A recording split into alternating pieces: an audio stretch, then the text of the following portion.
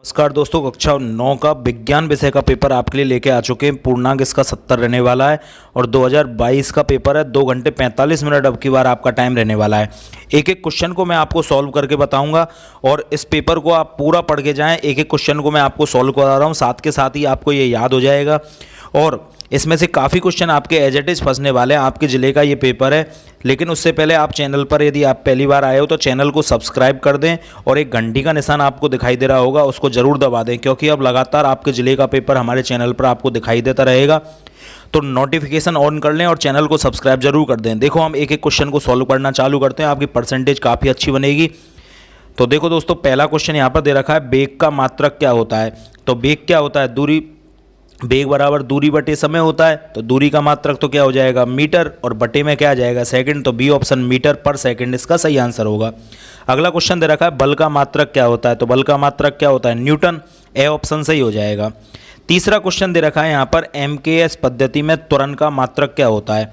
तो दोस्तों, त्वरण का मात्रक क्या हो जाएगा, मीटर प्रति सेकंड स्क्वायर। डी ऑप्शन सही हो जाएगा, मीटर प्रति सेकंड स्क्वायर, ये इसका सही आंसर होगा, डी।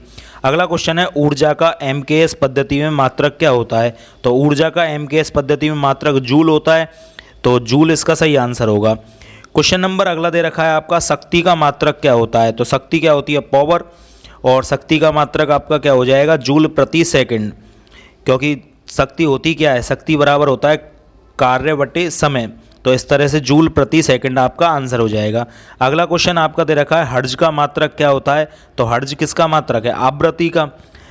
अगला क्वेश्चन है, किसी तरंग के लिए आवर्तकाल टी।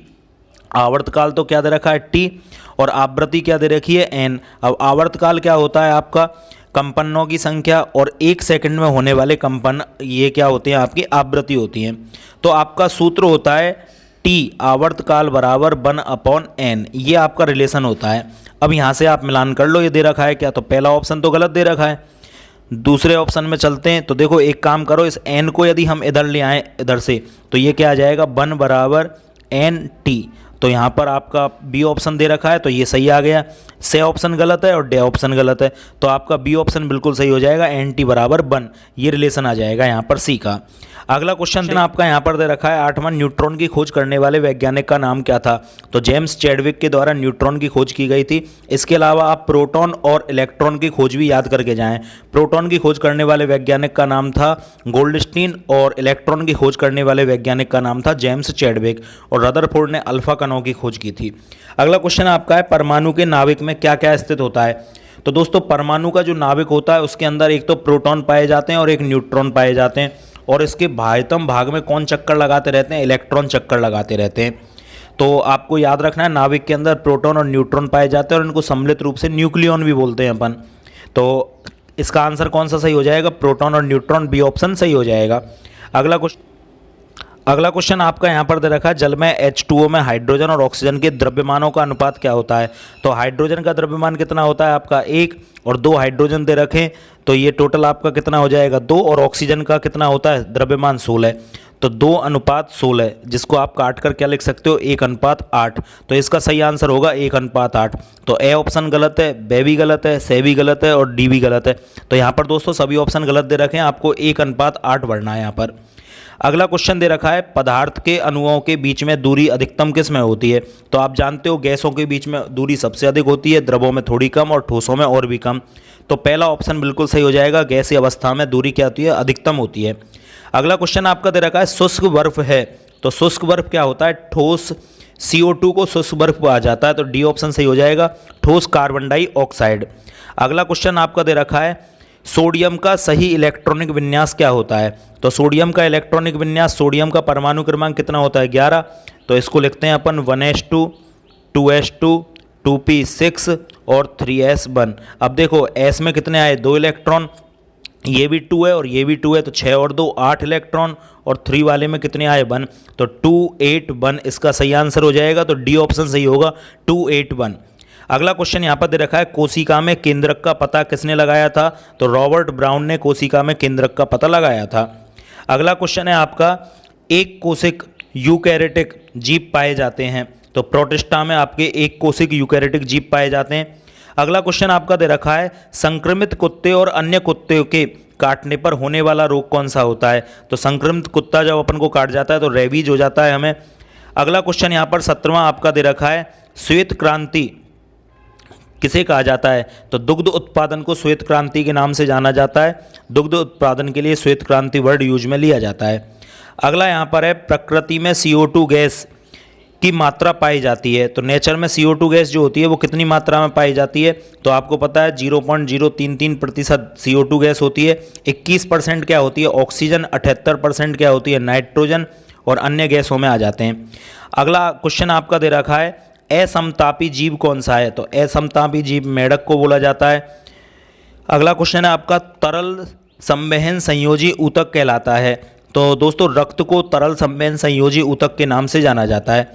अब यहाँ पर बी पार्ट आपका चालू हो जाता है, जहाँ पर वर्णनात्मक क्वेश्चन आपके दे रखे हैं। पहला पार्ट आपका फिजिक्स का दे रखा है, जहाँ पर आपके क्वेश्चन नंबर 1 दिया हुआ है, दूरी की परिभाषा, चाल और वेग में अंतर, न्यूटन की गति के विषय में प्रथम नियम लिखो, जी और जी में क्या संबंध है, गतिज ऊर्जा की परिभाषा, एक बल्ब 100 जूल विद्युत ऊर्जा 10 सेकंड में व्यय करता है, तो बल्ब की शक्ति क्या होगी, स्थितिज ऊर्जा को परिभाषित कीजिए, अनुप्रस्थ तरंग किसे कहा जाता है।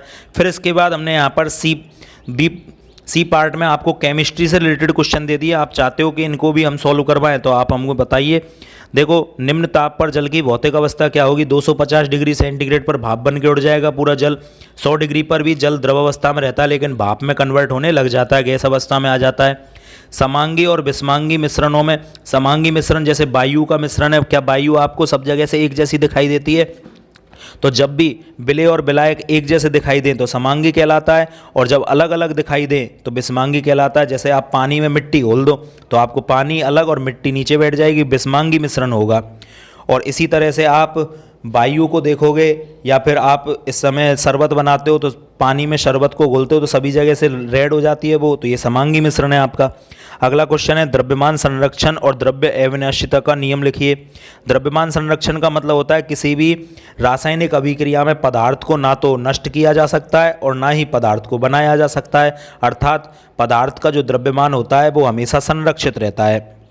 इसे ही द्रव्य अविनाशिता कहा जाता है। किसी परमाणु के तथा एल कोष पूरा भरा हुआ है तो उसमें इलेक्ट्रॉनों की संख्या कितनी होगी? अब दोस्तों के और एल कोष में इलेक्ट्रॉन कितने आ जाते हैं? के एल एम एन।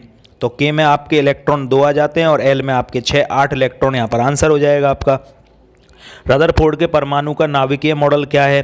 तो रदरफोर्ड ने बताया था कि परमाणु के अंदर जो परमाणु जो होता है ये एक गोलाकार पार्ट होता है, और इस गोलाकार पार्ट में जो नाभिक है उसके अंदर आपके प्रोटॉन और न्यूट्रॉन निवास करते हैं, और बाह्यतम भाग में जो है इसके चारों ओर कौन चक्कर लगाते रहते हैं? इलेक्ट्रॉन चक्कर लगाते रहते हैं।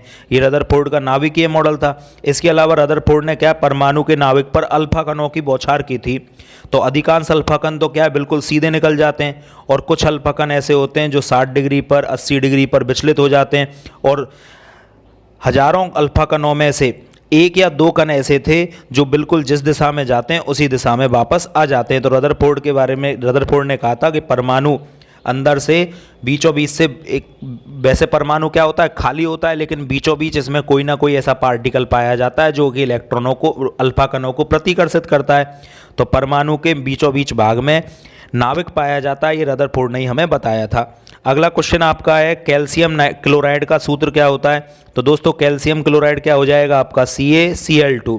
कॉपर नाइट्रेट का सूत्र क्या होता है? तो कॉपर नाइट्रेट का सूत्र हो जाएगा CuNO3 का होल ट्वाइस, ये कॉपर नाइट्रेट हो जाएगा।